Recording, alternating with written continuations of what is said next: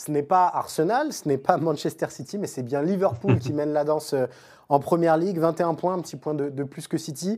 Et cette victoire, bon, qui n'est pas la victoire la plus impressionnante de Liverpool cette saison face à Chelsea, Non. mais malgré tout, 3 points très importants. Et ce début de saison incroyable finalement des Reds qui, rappelons-le quand même dans le contexte, ont perdu Jürgen Klopp l'été passé. Arne Slot est arrivé et, comme par magie, tout refonctionne bien. Comment on explique ce début de saison inattendu quand même de Liverpool? Oui, inattendu. D'abord, je pense que l'on peut dire que Arne Slot, le statut d'Arne Slot comme étant un excellent manager a été confirmé. Ouais. C'est le moins qu'on puisse dire. Parce qu'en fait, tu regardes le début de saison, c'est 11 matchs, si je ne m'abuse, toutes compétitions confondues, c'est 10 victoires. Le seul petit bémol étant cette défaite à domicile à Anfield que personne n'avait vu arriver contre Nottingham Forest. C'est la seule chose, en fait, le seul petit pépin qu'a rencontré Liverpool depuis le début de la saison. Sinon, oui, c'est impressionnant. Chelsea leur a donné du fil à retordre. Hein. Ça n'a pas été simple.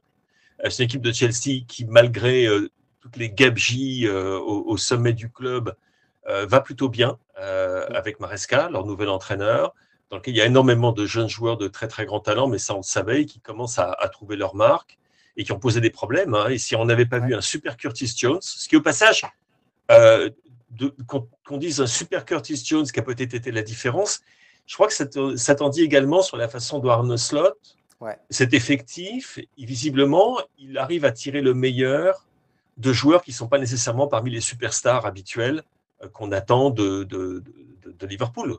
Que ce soit, par exemple, je ne sais pas, Diaz, qui est génial en ce moment, ou bien évidemment Mohamed Salah.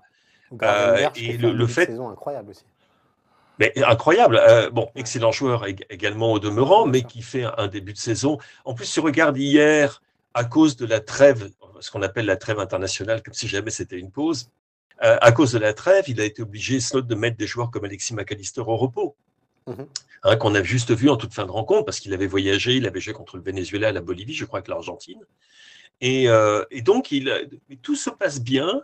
Tu sens absolument pas cette... de décélération dans l'énergie que met cette équipe de Liverpool à jouer, dans le plaisir évident qu'elle met à jouer et à être ensemble. Et c'est d'autant plus étonnant, je vérifiais, mais tu sais que Liverpool n'a acheté qu'un seul joueur lors du dernier marché.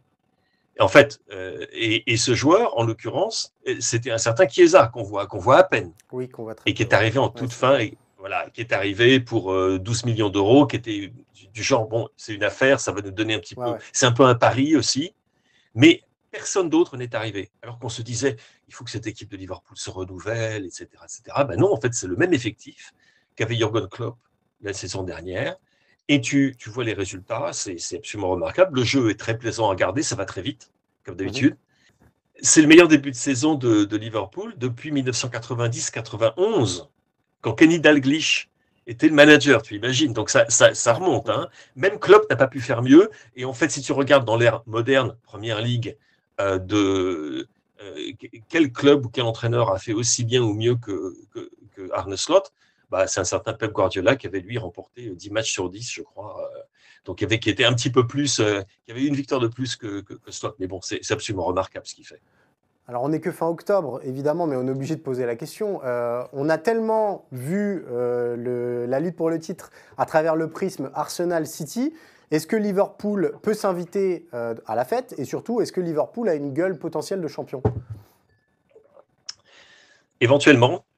Il faisait partie, oui, il y avait ce duo de tête. On se disait, on va revivre ce qu'on a vécu les 2 saisons précédentes, avec un Liverpool en transition, il n'y a plus Klopp. Des joueurs vieillissants, des joueurs... ils ont perdu des joueurs aussi, des joueurs à cause de l'âge. Hein. Joël Matip n'est plus là. Thiago Alcantara, qui était un joueur qui avait tellement compté à un moment, il a pris sa retraite. Encore une fois, il n'y avait pas eu de renfort significatif cet été. Et on se disait, non, c'est Arsenal et Manchester City. Mais bon, tu vois, alors, bien évidemment, nous n'en sommes qu'au tout début. Le week-end prochain, il y a un certain Liverpool-Arsenal qui va quand même être plutôt intéressant. En plus de ça, on doit ajouter que Slot doit également faire avec des blessures, hein, dans la mesure, par exemple, Alisson, qui est le numéro 1 indiscutable, n'est pas disponible en ce moment. Il va être absent un bout de temps. Il a été remplacé, d'ailleurs, très bien, par l'Irlandais Kevin Kelleher. Mais il n'y a aucune raison pour laquelle ça ne continue pas. Parce que, en fait, l'une des raisons pour lesquelles, ou la raison pour laquelle on ne mettait pas Liverpool parmi les candidats au titre, ce qu'ils auraient été dans toute autre circonstance, c'est encore une fois le double coup de poing, départ de Klopp et mercato extrêmement discret. Et on s'est dit, tu mets l'un plus l'autre, des joueurs qui vieillissent, des joueurs qui arrivent en fin de contrat, et ça, il faut qu'on en parle. Et tu te dis, bon, ça, c'est pas le Liverpool qu'on a connu, qui se battait pour le titre régulièrement quand Jürgen Klopp était là. Mais en fait, bon, on a sous-estimé Arne Slot, on a peut-être sous-estimé ce squad, et on a sous-estimé ce club.